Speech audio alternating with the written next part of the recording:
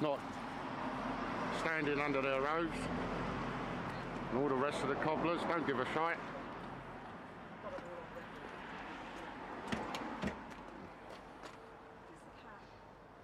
Well, he gave, yeah, I know, he's given his ID to me. The cat in Colin's car, the coppers, the police have, none of the bailiffs have, none of them. I know they're liable. I know they're liable. Well, that's okay, let it go, let it go. They're all liable, that's great. So we'll sue them. Hey? Yeah.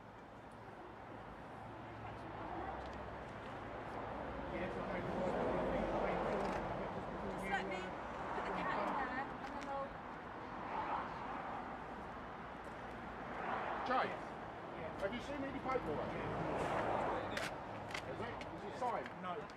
There's nothing. Well, they're acting illegally then. No, they are.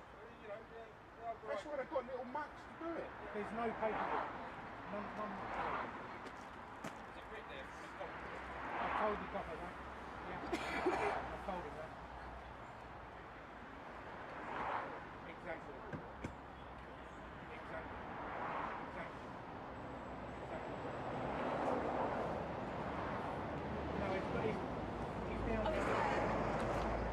This is one of those moments that instantly raises red flags. What you're about to witness is not just a heated eviction, it's a full-blown confrontation where legality, authority, and accountability are all being questioned in real time. On one side, you have a group of individuals desperately demanding proof, documents, identification, anything that legitimizes what's happening. On the other, enforcement agents and police officers who appear calm, composed, and largely unresponsive, but here's where things get interesting. The entire situation hinges on something very specific: paperwork. Not just any paperwork, but a document being repeatedly referenced as the X96. According to the people filming, without it, this eviction could be unlawful. That's a serious accusation. Because if true, this isn't just a dispute, it's potentially a violation of due process. Now watch closely. Pay attention to who answers questions, and who avoids them. Because in cases like this, silence can be just as revealing as words. And by the end of this, you'll have to decide for yourself, is this a lawful eviction? You want to speak to him? Hey, Jay?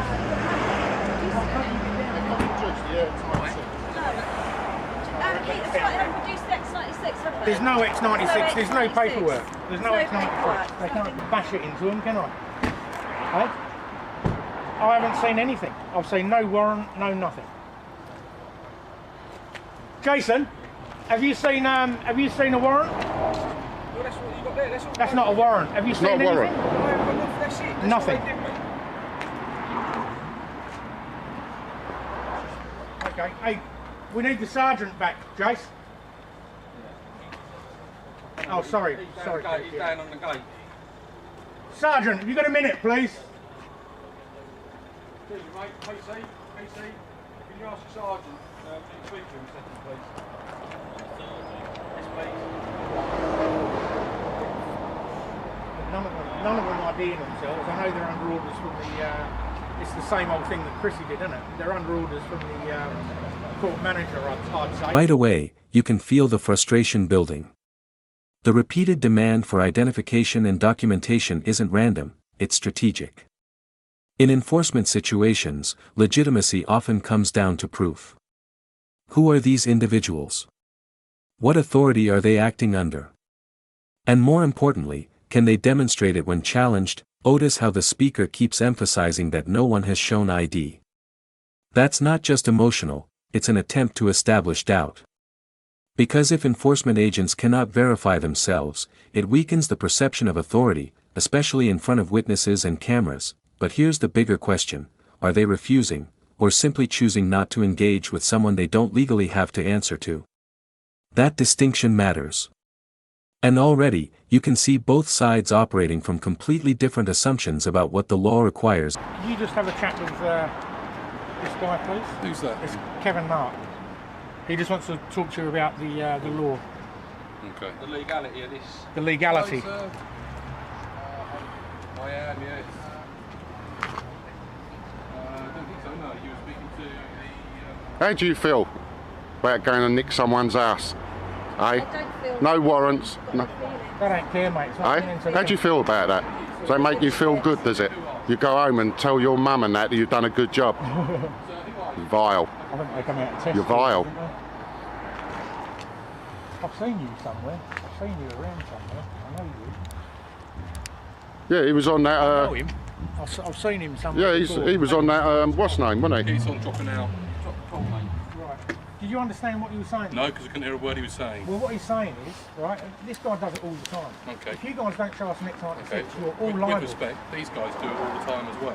Yeah, I know. Illegally. I Yeah. know illegally. Right. They're not showing no ID badges, All I'm saying to you, and that's against the law. You know that. If they're door staff, then yes, they need to be. No, they don't. No, They no, need no. to show You their just ID haven't- badges you just while they're haven't here. You done should this. know that. You're a sergeant to find out that. If you guys don't show, if we don't get any IDs, mate, you're all taking on liability. And if we don't see the X96, you're all liable. Okay, again, not myself. Yo, Well, you. we'll see you in court. You, sergeant. We'll see you in court, Sarge. You've taken full liability. The narrative escalates, from confusion to outright accusation. The claim being made here is serious, that the entire process is illegal due to missing paperwork. The repeated reference to being framed as definitive proof that this eviction has no legal foundation, but here's where things get nuanced. In real-world enforcement, not every document has to be physically presented on demand, especially to third parties. However, from the perspective of the people filming, the absence of visible proof equals illegitimacy. That is, creates a powerful tension. One side believes they're witnessing a legal process. The other believes they're witnessing a violation. And when both sides are convinced they're right, situations like this can escalate very quickly, especially when emotions are already running. They're not IDing themselves, so we've got their job. Yeah, they got no ID on Right? them. Especially that bloke there, because he's assaulted Jace. Well, I wished I was here. I'll tell you. Yeah, I know. I wished I was here. It wouldn't have happened, geezer. Guaranteed. See, there's another one. It gives it all the large one Yeah. because he's standing behind the light, told you, but man, the old already, Bill's don't worry, standing mate. there and he thinks he's a gangster. Yeah. It's amazing though how he can assault Jay, but if Jay assaulted him, he'd be banned up by Yeah, exactly. So it's all on record anyway, so it doesn't, you know. All right, we'll do that. All right, Kev, I'll give you a ring later and let you know what's gone on. All right, buddy. See you, mate. See you, buddy. Bye. Sorry, mate, what you saying? There is one down there. Sorry? There is one down there. Jace. Make my mate Tank. Yeah, I know. We'll put a claim in later. That's all right. They're all broke the law. I know that. All of them. I know that bloke, old Tank there. I know him somewhere. Sure he's from round Hourworth somewhere.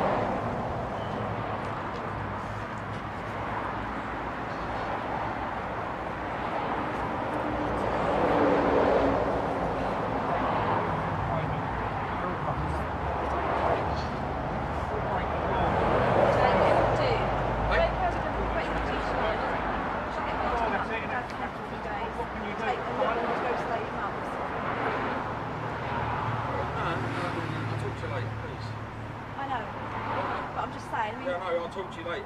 No, I'm just saying. All right, yeah, I know the situation. I'm in the situation. Worse.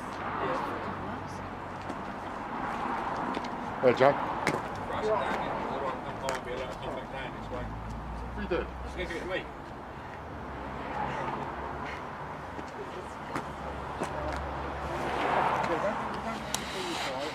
See? Are they satisfied? Are they satisfied? Look. Right? Unbelievable. These people are scum of the earth. Scum of the earth. And I'll tell you, one day you're all going to pay. I'm telling you. That's a promise.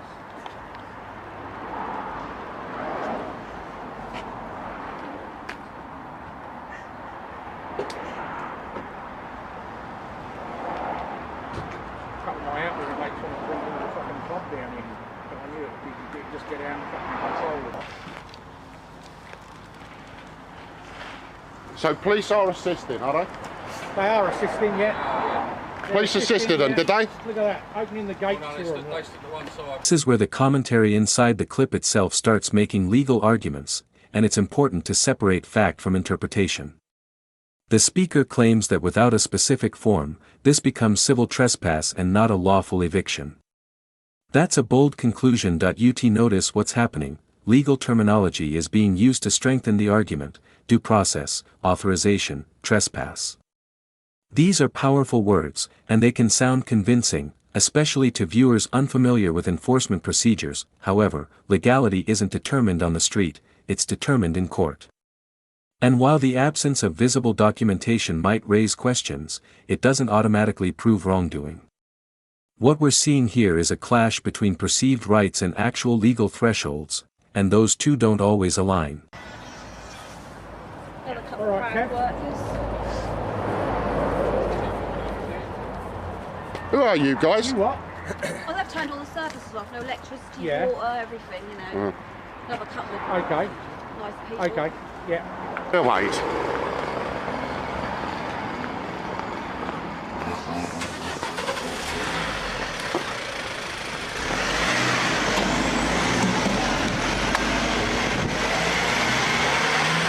Gutless bastards.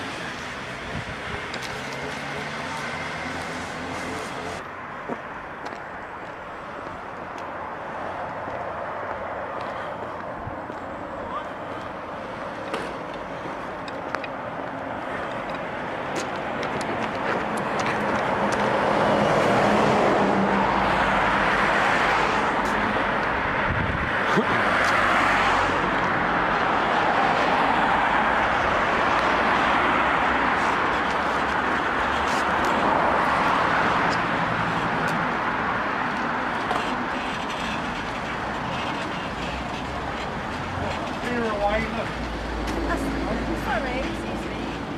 How can I take you along to the house? He's an uncaring arsehole, mate. He's an uncaring arsehole. We'll have him.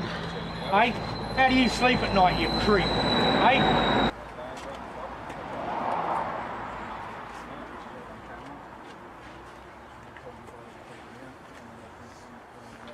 What about the Porsche? Well, they'll take everything, won't they?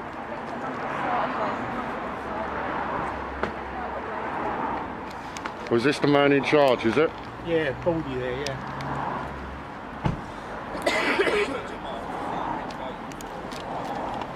Still, he won't show us the X96. Push that X96 down.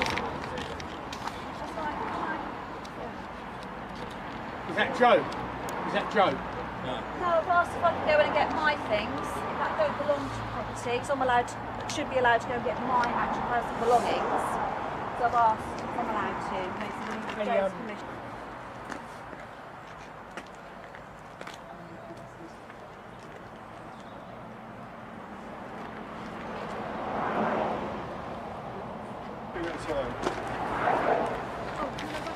Oh, he's got it.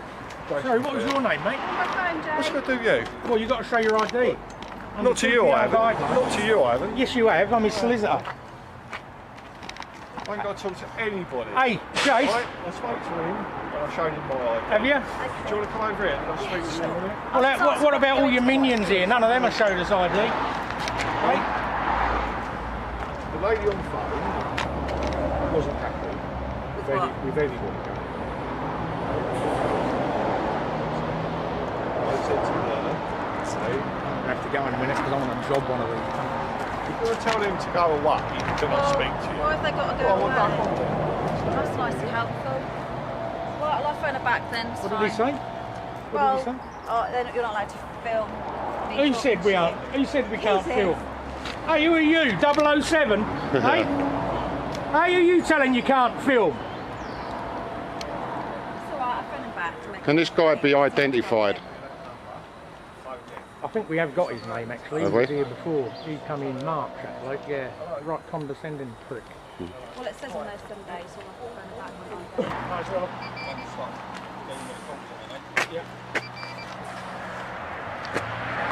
The man who's in charge?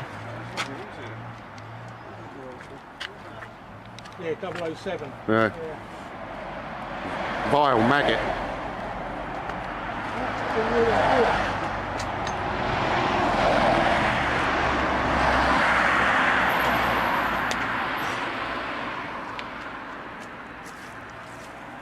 Where's the EX96, mate? You're going to get yours one day. Hey? How comes you never give them no notice?